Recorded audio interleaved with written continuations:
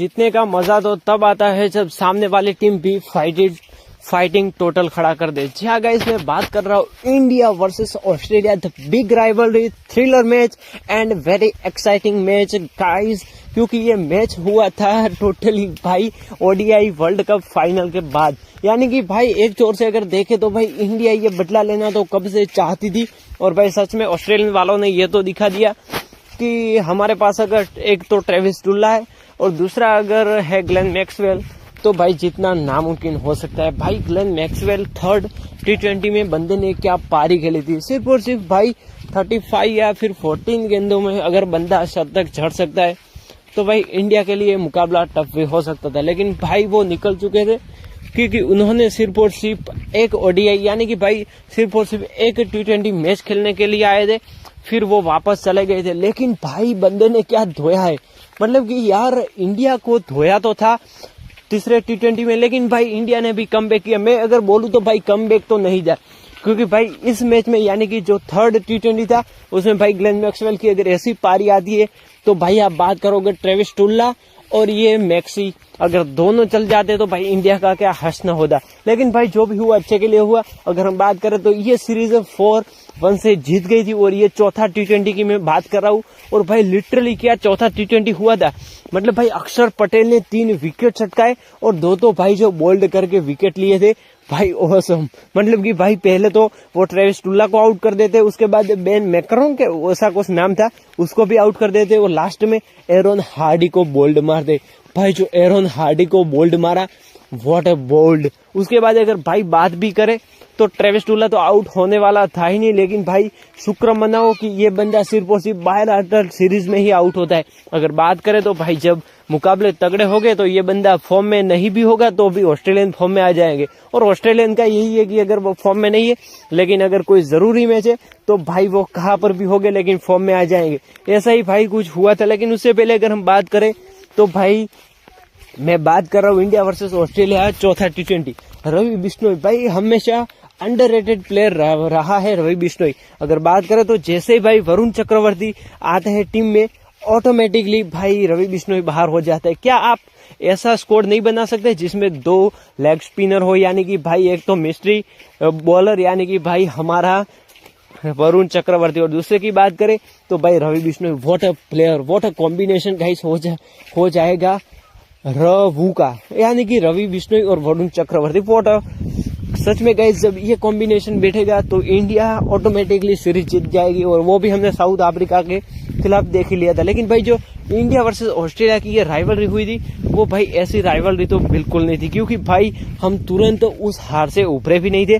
और इस मैच को खेलने के लिए भाई श्रेयस अय्यर भी यहाँ पर आए थे, और जैसे श्रेयस अय्यर आते तब से भाई बेचारे ईशान किशन को बाहर का रास्ता दिखाया गया था, यानी कि भाई आप वाटर बॉय बनकर आना और हम आपको जिताएंगे। लेकिन भाई व्हाट अ सीरीज, मतलब भाई जो चौथा टी20 था सच में सबसे अच्छा अगर परफॉर्मेंस आया हो तो भाई इस सीरीज में रिंकू सिंह का, और बंदे सच में प्लेयर ऑफ द सीरीज भी रहा है, और सच में होना भी चाहिए, क्योंकि बंदे ने अगर वो बॉलिंग में नहीं चलता, यानी कि भाई बॉलिंग तो वो करता ही नहीं है, एक बार श्रीलंका के खिलाफ की थी, लेकिन भाई अगर वो बैटिंग में नहीं चलता तो बंदा बॉलिंग कर लेता है, यानी कि भाई बैटिंग कर लेता है, बैटिंग में नहीं चलता तो भाई ऑलराउंडर परफॉर्मेंस देता है। मतलब कि भाई वो कभी अगर देखे तो जीतेश शर्मा के पास विकेट कीपिंग करता होता है, और थोड़ी देर बाद देखे तो भाई वो बंदा सीधा फील्डिंग, मतलब कि भाई ऑसम बंदे की क्या फील्डिंग है। और जो गुजरात टाइटंस को धोया था, मतलब गुजरात टाइटंस के खिलाफ बंदे ने 6 छक्के लगाकर एक इतिहास रच दिया था। What a match, what a combination. और ऐसे अगर हम बात करें तो भाई देखो सही से अगर बात करें तो ईशान किशन को यूटिलाइज नहीं किया गया। हाँ बंदे को मेंटल फैटिक था, लेकिन क्या आप नहीं खिला सकते। और अगर इस मैच में बात भी करें सीरीज में तो भी भाई अगर सबसे अच्छा परफॉर्मेंस आया हो तो भाई आया था यशस्वी जायसवाल का। हाँ तो अगर दूसरी ओर से देखें तो ऋतुराज गायकवाड़ का भी था, लेकिन अगर अटैकिंग खेल की बात करें तो भाई यशस्वी जायसवाल, मतलब कि उस बंदे को ट्रेविस टुल्ला की तरह कोई भी पड़ा ही नहीं है, वो सीधा अभिषेक शर्मा की तरह मारता है। हाँ अगर बात करें तो अभिषेक शर्मा सीधे लप्पे मारता है, या तो कैच होगा या फिर बाउंड्री के बाहर होगा, लेकिन यशस्वी जायसवाल भाई मतलब कैलकुलेटेड रिस्क लेता है बंदा, और सच में उसके जो भी रिस्क भी होते वो भी भाई एकदम क्वालिफाइड भी हो जाते हैं। और ये हमने आगे भी अगली सीरीज में भी देखा, लेकिन भाई इस बार अगर कोई परफॉर्मेंस अच्छा ना आया हो तो भाई रिंकू सिंह का, मतलब रिंकू सिंह का परफॉर्मेंस तो अच्छा आया होगा, लेकिन भाई वो बंदा रात को ना सोया नहीं होगा, क्योंकि भाई 46 पर था बंदा, सिर्फ और सिर्फ 4 रन दूर था, 4 रन दूर था और भाई बंदे का कैच आउट हो जाता है। मतलब कि भाई क्या मैच था।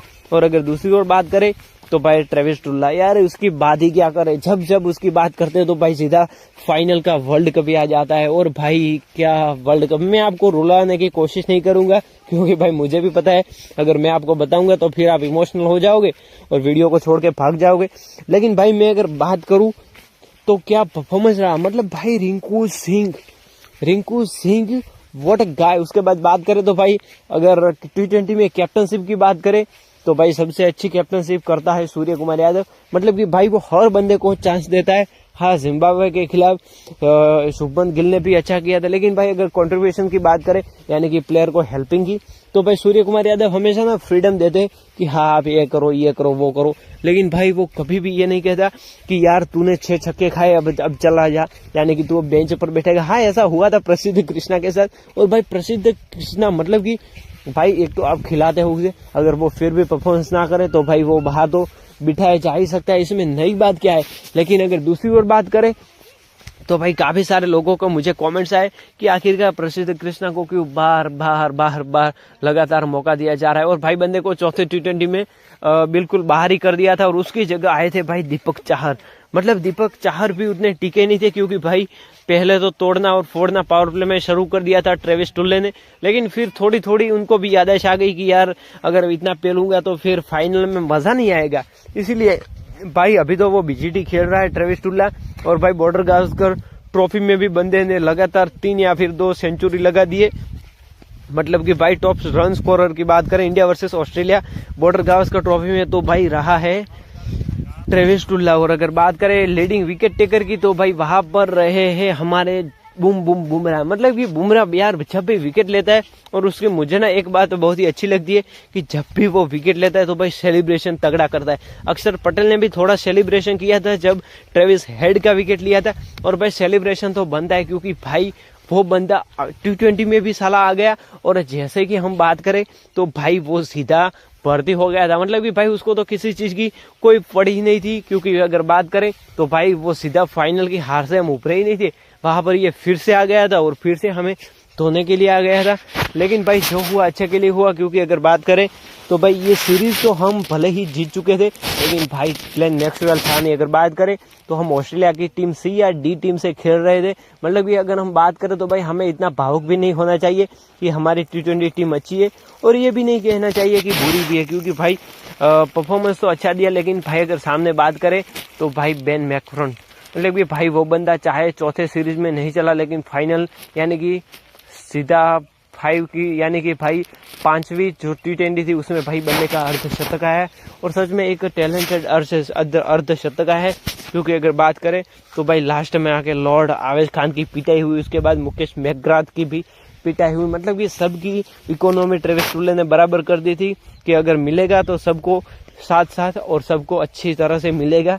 मतलब कि भाई ये बंदा कैसा है यार, हमेशा बॉलरों के पिछवाड़े में पता नहीं कौन सी आग लगा देता है कि धुलाई होती रहती है। पहले ट्रेविस टुल्ले के भाई यानी कि भाई ग्लेन मैक्सवेल ने धुलाई की थी, बेचारे प्रसिद्ध कृष्णा की इकोनॉमी 60 से भी ऊपर यानी कि भाई 16 से भी ऊपर पहुंचा दी थी। और अगर इस मैच में बात करें तो भाई इस मैच में भी परफॉर्मेंस तो बढ़िया था प्रसिद्ध कृष्णा का, नहीं मैं बात कर रहा हूँ ग्लेन मैक्सवेल और ट्रेविस टुल्ला की। सो आई होप आपको वीडियो पसंद आया होगा। और भाई अगर दूसरी बात करें तो शुभमन गिल, हाँ काफी सारे लोग मुझे कह रहे थे कि शुभमन गिल तीनों फॉर्मेट के खिलाड़ी है, लेकिन भाई मुझे नहीं लगता कि शुभमन गिल को सारे फॉर्मेट में मौका मिलेगा। हाँ, टेस्ट और ODI में मौका मिल सकता है, क्योंकि भाई चैंपियंस ट्रॉफी भी आ रही है, और वो बंदा सच में लकी है कि जितने भी फॉर्मेट खेल रहा है वो भाई फाइनल या तो फिर इम्पोर्टेंट फॉर्मेट है वही बंदा खेल रहा है। और अगर बात करें तो ऑस्ट्रेलियन के कोचेस ने भी कहा था कि शुभमन गिल तीनों फॉर्मेट के खिलाड़ी है। तो गाइज आपको क्या लगता है, क्या शुभमन गिल तीनों फॉर्मेट के खिलाड़ी है, या फिर भाई मेरी अगर बात करूं तो वो टेस्ट यानी कि बॉर्डर गावस्कर ट्रॉफी टेस्ट के बेहतरीन खिलाड़ी है। और दूसरी बात करें तो भाई ODI में उतना चलते तो नहीं है, लेकिन मैं बात करूं तो भाई टेस्ट के बेहतरीन खिलाड़ी है, उनको जब भी मौका मिलता है तो भाई यूटिलाइज कर देते हैं। वैसे यशस्वी जायसवाल की बात करें तो एक बार तो उस बंदे का भी ODI डेब्यू होना चाहिए। वैसे आपको क्या लगता है मुझे आप कमेंट्स करके जरूर बताना, क्योंकि अगर बात करें चैंपियंस ट्रॉफी का स्क्वाड अभी आया है और उसमें भाई कहीं कहीं दूर दूर तक यशस्वी जायसवाल का नाम नहीं है। मतलब कि भाई इस बार भी उनका डेब्यू नहीं होगा ओडीआई में। वैसे हम होप तो करेंगे कि तीनों फॉर्मेट में जायसवाल भी खिले। उसके बाद अगर बात करें तो भाई T20 में अभिषेक शर्मा बाहर नहीं हो गए, क्योंकि भाई उन्होंने जो धोया है साउथ अफ्रीका को, उसे यही तो पता चल गया कि संजू सैमसन विकेट कीपर भी मिल गया, अच्छा शतक या फिर बतख दोनों में से एक करके चला जाता है, वो भी मिल गया। मतलब कि एक तरह से टोटली कंफर्टेबल हमारा T20 में तो स्क्वाड है। लेकिन उसके बाद बात करें तो भाई बात आती है ओडीआई में। मतलब कि ओडीआई में विराट है, रोहित है, तो भाई मुझे नहीं लगता कि अभी इतना जल्दी जायसवाल को मौका मिलेगा। शायद मैं भी श्योर कि आने वाले कुछ सालों बाद, यानी कि भाई जब विराट और रोहित रिटायरमेंट ले लेंगे तब शायद मैं भी श्योर मौका मिल सकता है। और ऐसा भी है कि शायद रोहित शर्मा धीरे धीरे करके अपना टॉप ऑर्डर, यानी कि जो टॉप ऑर्डर में खेल रहे हैं वो धीरे धीरे नीचे आ जाए और वहां से जायसवाल को प्रमोट करके जायसवाल को सेट कर दे। शायद ऐसा हो भी सकता है। और भाई काफी सारे लोग तो कह रहे हैं कि रोहित शर्मा का ये फाइनल टेस्ट है, मतलब कि भाई इसके बाद वो रिटायरमेंट भी ले सकते हैं। मतलब कि आई होप कुछ ऐसा ना हो। वैसे कमेंट्स